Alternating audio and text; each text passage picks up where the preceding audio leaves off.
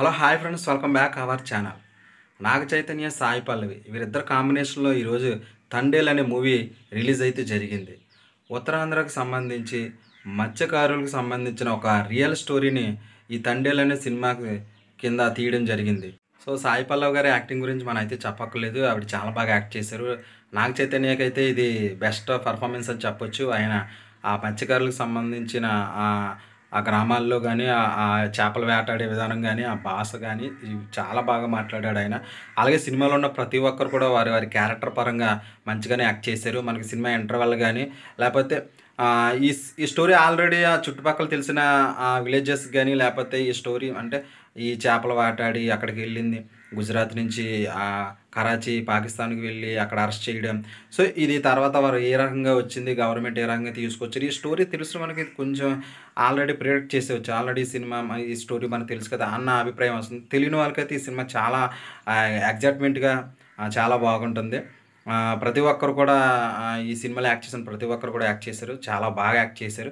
అలాగే దేవిశ్రీ ప్రసాద్ మ్యూజిక్ అయితే ఎస్పెషల్లీ ఆయన లవ్ స్టోరీకి సంబంధించి చాలా మంచి మ్యూజిక్ ఇస్తాడు.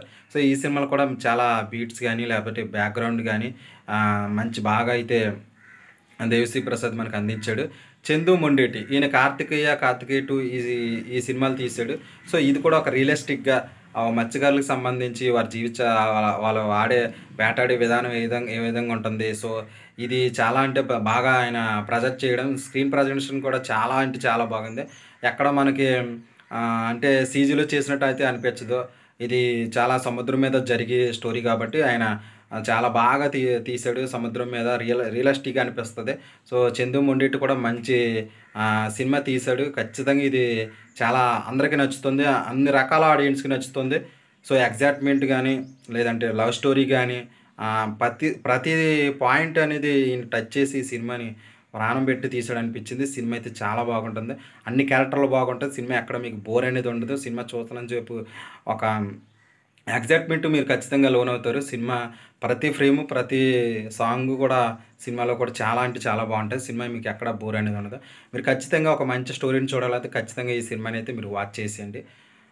మన ఛానల్ చాలామంది చూస్తున్నారు కానీ సబ్స్క్రైబ్ అయితే చేసుకుంటలేదు. సో మన ఛానల్ మీరు సబ్స్క్రైబ్ అయితే చేసుకోండి. So thank you watching this video.